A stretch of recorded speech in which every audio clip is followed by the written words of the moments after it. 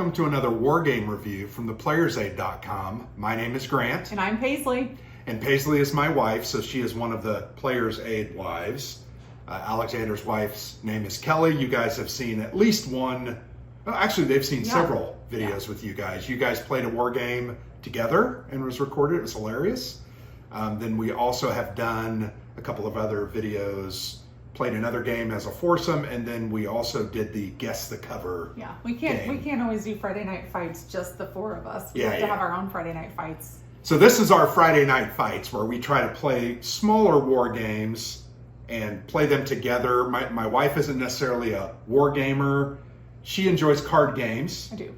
The good thing is about the game we're doing today is it's a card game. It's a card game. No other components other than cards. So today we played, and we're going to give you our thoughts on Scope Panzer.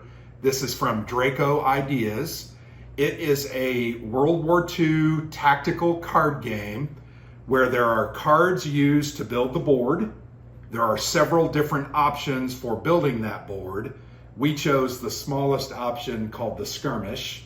There's also a larger two, and you're going to get more points to build your army.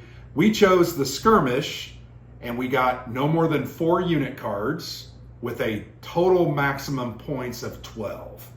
Now, you can do less than 4 cards, but that's part of the deception involved in this game, trying to understand. Are your followers going to know what a unit card is? Well, I'll show them here in just a minute.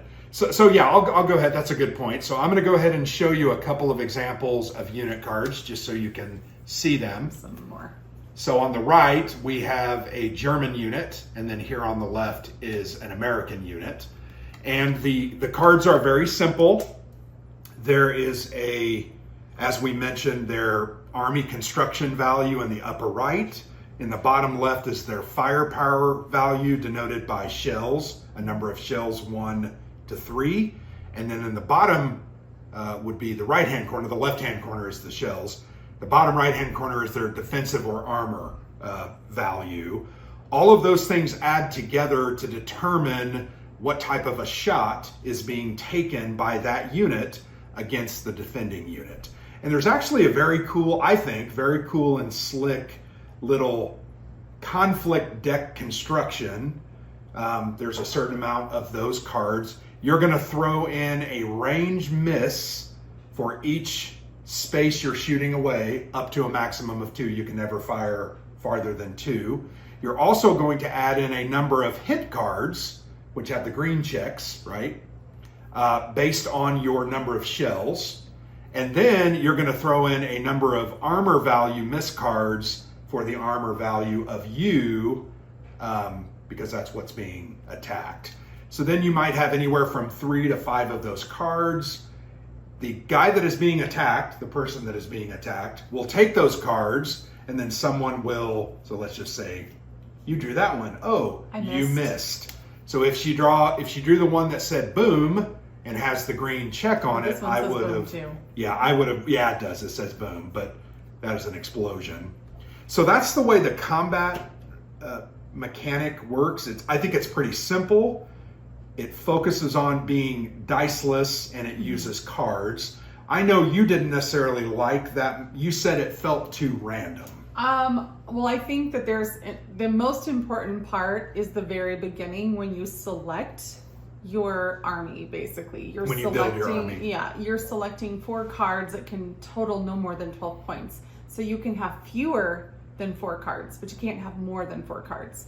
So when I first drew, I had like the 6 card, a 5 card, 2 3 cards, and then 2 1 cards. And I had to figure out what combination was I going to use in order to build my army, because I wanted to take the 6, the 5, and the 3, and the other 3, which was clearly more than 12 points. Yeah. So I think having played through it now, I ended up only choosing to use 3 cards because my opponent did not know that I was only choosing 3 cards. Actually, I think you did know, but you didn't know which ones. No, because I didn't know because you didn't tell me, and we deploy them on the board face down, so they just face down, so everything is hidden. So the game ended with all 3 of my cards being destroyed.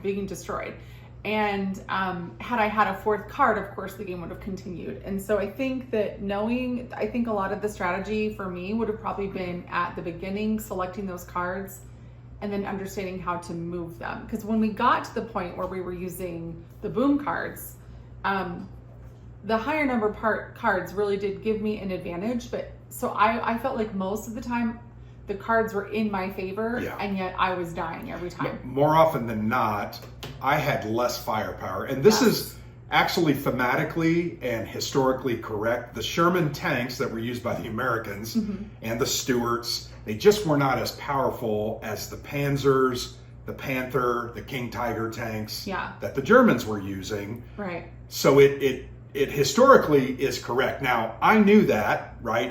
I knew you were going to have some big tanks. Yeah. So I did choose my M4A3 Jumbo, which is my biggest tank.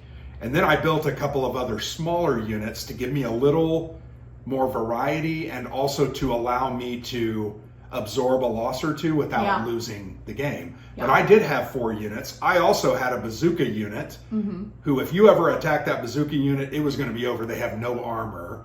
But they did have a fairly powerful attack considering they were just a 1 value unit. But you are correct. More often than not, that boom deck was in your favor. It was. And you just didn't draw. I feel like it was right almost number. almost every time. And conversely, I feel like my shots were kind of not difficult, in your favor. And I drew and there was no mirror behind. I couldn't see the reflection in the pictures. How about my glasses? No, I couldn't. I just got lucky. But you had mentioned there is some randomness there, but I also pointed out that a die roll is basically the same thing. It is, yeah. You roll a 6-sided die, more often than not, a 5 or a 6 is going to be a hit. It's still 1 in 3 or 1 in 4 chance, and that's typically what the boom deck construction ultimately ended up being. But I liked that it didn't rely on dice. I liked the building the cards. I thought that was fun. Interesting and unique. The other really great part of the game is the building of the combat area. There are forest cards that are double-sided. So one shows an American control, the other one shows a German control. And you're going to start with 12 cards on your side that are all under your control. Yeah, you just changed one. We got to again. I got my control in the back. But you're going to lay those out, and then to deploy your units, you're going to pick up all the back. This is called the deployment row. And then you're going to mix in your unit cards, and then you're going to put them out so that I don't know what it is. I really liked that element. Any game to me that has hidden information is fun and unique. And makes for a very interesting kind of guessing game. I thought it was interesting at the beginning of the game. You said, oh, this is like combat memory. And I was like, okay, a little bit, but not quite. You had to just remember when you can explore, and so you pick up cards, and then you have to put them back where you found them. And then your next turn you can attack, but you have to remember which card it was that you picked up that you wanted to attack. So, if Grant hadn't moved them around, which is part of the game, and they were in the same place, I had to remember which card was it that I was actually trying to attack. So you have to actually employ a little bit of memory. Now there is one of your 3 actions that you can take. You can do movement, you can do exploration, and you can do find a target and fire. So it's really interesting because if I know you have a unit in these 4 cards, because a couple of turns ago you haven't moved and I knew it was there, I could kind of guess, and I think that's where the memory came in, was I'm going to pick this card, flip it over, oh, it's your tank, I'm going to go ahead and get a snapshot. Well, there was actually, during the game, there was a quadrant, so there were 4 of my cards that I had reshuffled as part of a play, and as Grant part of a movement. Knew that those cards were in that quadrant, but he didn't know where, and he misguessed twice.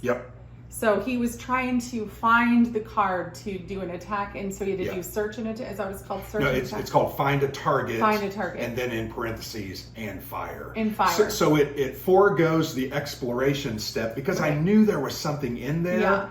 And it's like, frankly, for a commander on a battlefield, you kind of got to go with the information you've got.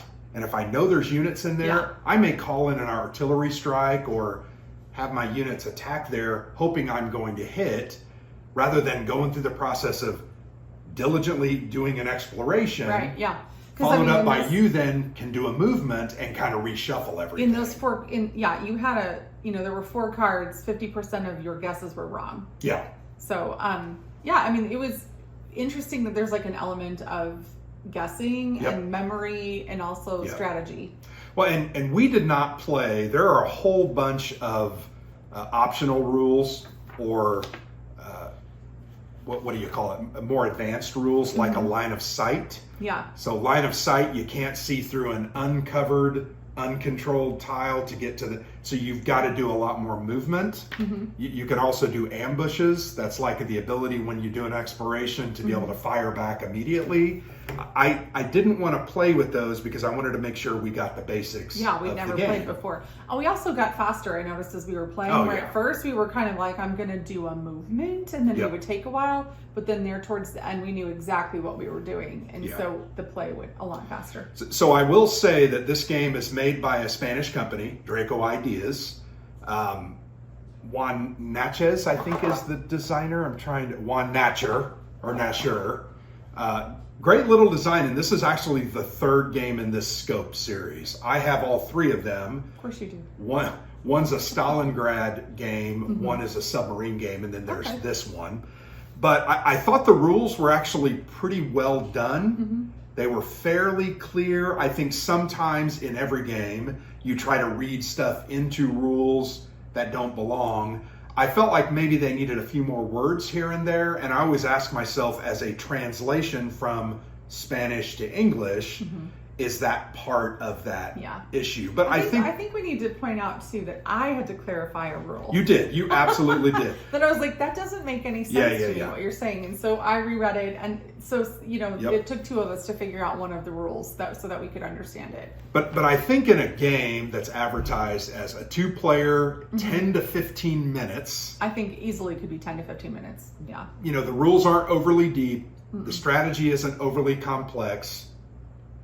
It's kind of search for targets, shoot for targets, and build your boom deck so that you can hit those targets. But I think it's an interesting concept. I would like to play the other ones just to see how they change. Obviously, it's going to be very different in a submarine than in some tanks. But what I'm going to do now is I'm going to show you the play area and just some of the basic mechanics. I'll go over move and exploration and how, and then we'll come back with some final thoughts. Okay, so I wanted to show you the board and a little bit of the combat resolution and a couple of the movement, the actions that you can take in this game, Scope Panzer. So, as I mentioned, we built the skirmish game, which is 4 columns wide by 6 rows. And you can see 12 of those cards are American and 12 are the German. And on the backs of these cards are your opposing side's control marker. But also on the back of some of these cards are units. So here's an example of a unit. I'm going to go ahead and I'm trying to remember where I put my other. Here we go. So here's an example of 2 American units. The one on the right is an infantry bazooka team. This is 1 army point value. So when you build your army, the scenario is going to tell you, oh, you get 12 points, 16 points, or 20 points. So that is in the upper right.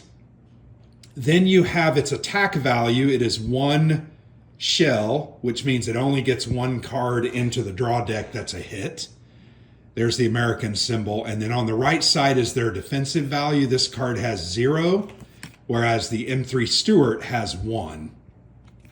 So you can see when you compare these 2 units, the bazooka and the Stuart, they're virtually identical, but the Stuart does have an extra armor value. And then I wanted to show you so here is one of the German units. So this is a Tiger tank. You can see it takes 6 points, so that's going to take up a big majority of your units that you can purchase. it has 3 shells, which means it has a 3 attack value, and then the defensive value is a 3.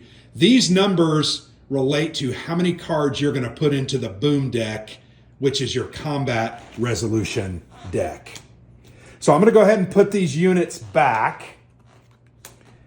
There are 3 actions in the game. There is something called, here, I'll show you. And we played this, and I felt like the rule book was fairly clear, but I did want a player aid. So the 3 actions are movement, exploration, which means that's a partially controlled quadrant. A quadrant is identified as any group of 4 cards that are together. So this is a quadrant, this is a quadrant, this is a quadrant, this is a quadrant, and then you've got the types of quadrants that half are controlled, half are uncontrolled. So this is a quadrant that has both sides markers, a quadrant that has both sides markers. And then you can also do a search for target, where you're basically going to guess blindly in a quadrant, 1 card, flip it over, and if it's a unit, you can go ahead and attack. So the 3 actions, movement. Let's go ahead and show you a movement. So I know I've got American units in this quadrant. I'm going to go ahead and do a movement in this quadrant. So I'm going to pick up all 4 of these cards. I'm going to keep the cards oriented such that my opponent only sees the American side of the cards. And you can see I've got my M3 Stuart and my M9 Bazooka. Then I'm going to put these back in any order that I determine within that quadrant. So I'm doing this because I want to get my tank unit up a little closer. I'm going to go ahead and put my bazooka here, and then these are going to be lands. Now, that is hidden information. My opponent does not know where I put my units, and that is part of this game, is deception.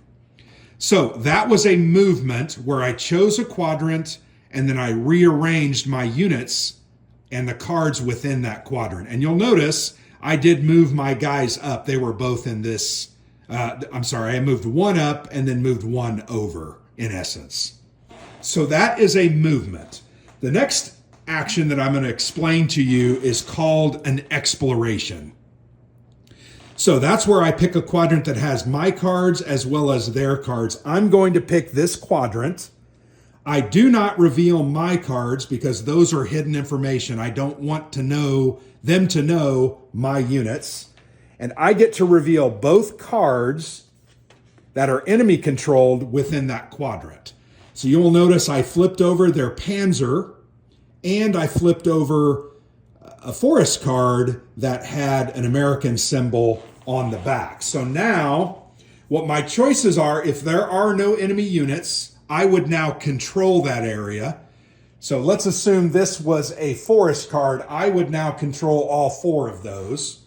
If there are any enemy units in the quadrant, I flip it over, and then the enemy, I'll know it's there, and then the enemy is going to go ahead and re-hide that unit. So, and once again, because there was a unit there, I don't control that area. So now I return those to the way they were.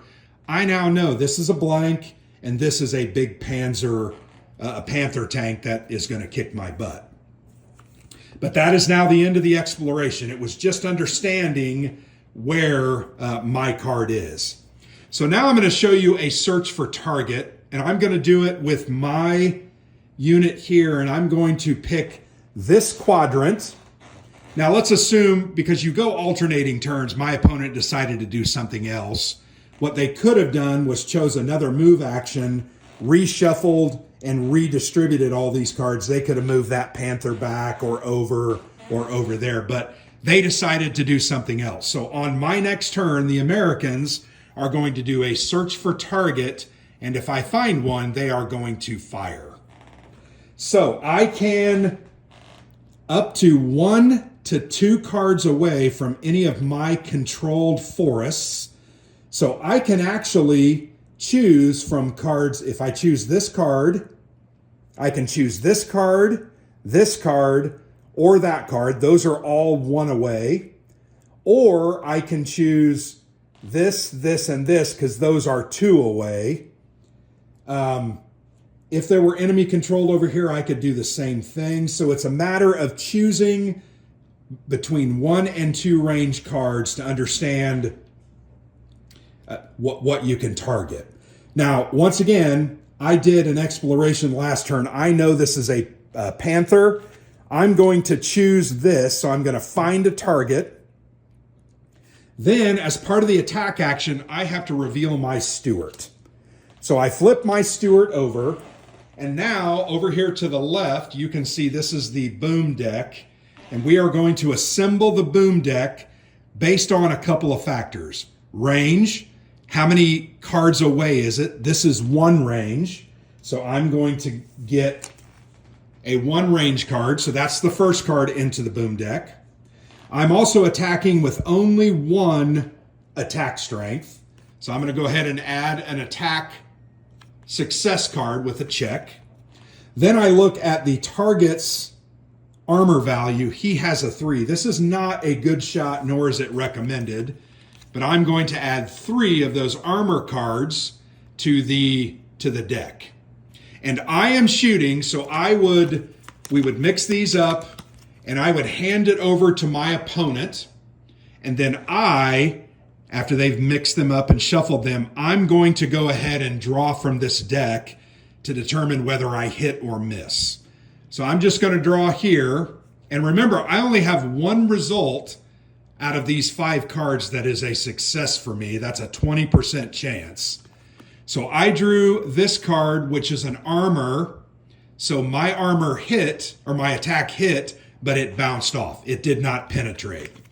So if you flip those over, you can see, once again, I only had a 1 in 5 chance. That is not a good shot. But it's a shot that I knew I could take, and it was worth a risk because 1 shot and that tank is going to be destroyed and eliminated. And what the players are trying to do is one of 2 things. Eliminate all of the units on the board of the enemy side, or control the deployment row, which is the row in the back, and have one of your cards within that area. So I would have had to have done explorations, moved back here,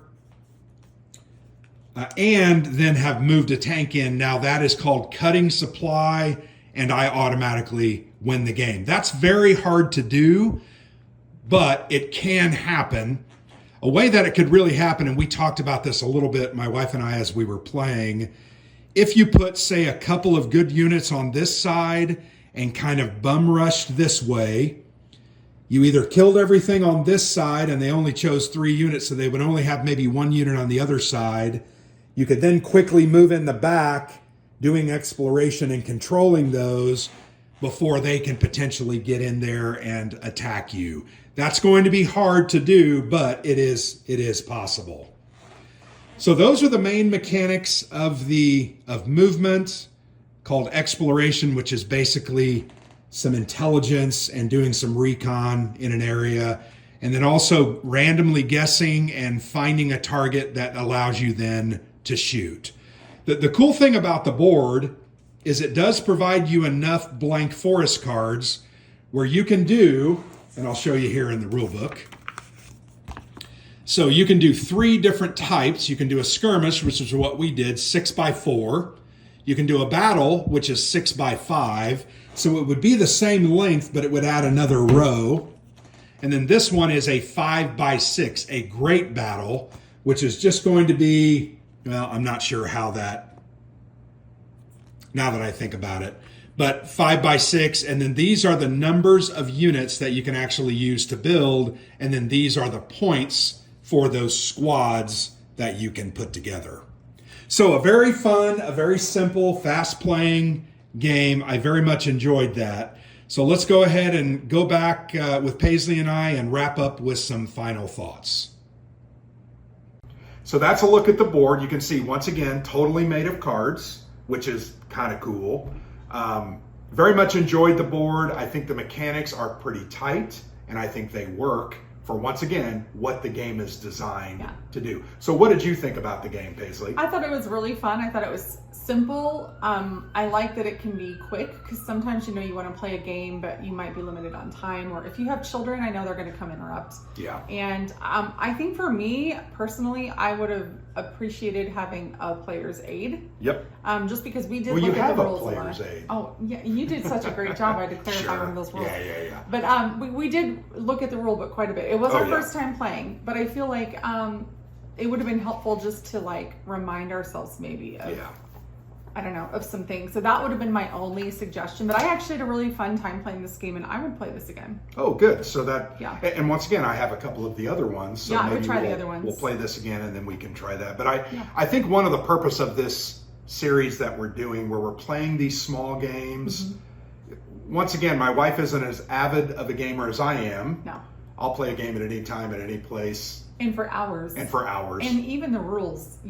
I'm not as patient with the rules. Like, I'm like, can we just get to it? Yeah, and I think having simple rules helps that, because you don't get frustrated. But also having a good player aid, and this one did not have a player aid. No. So, but I think if you want to introduce someone to wargaming, this would be a great one to start. It doesn't take up a lot of room.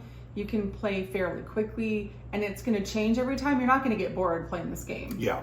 Well, and once again, the size of the battlefield is different. Yeah. The units are different. There were, I think, an additional 5 or 6 units, so we only used 4 in this one.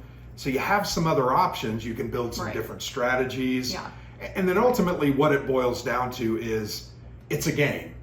I think this doesn't forget to be a game. The way the combat is reconciled, it's a game. It's kind of fun and unique. You saw me a couple times being like, oh, I got to pull and boom, I did. And it's just kind of, there's some exhilaration and some excitement. But there are advanced rules that you can add. So as you get better and better at it, you're going to add some of those advanced rules. Sure. Have more strategy involved. Yes. I think that's always the key of a good game, is its replayability. Because you're going to spend $30 on this.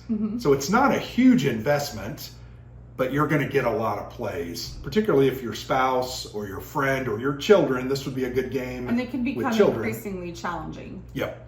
So as you get better, it's not like, oh, we've mastered that game. You can keep playing.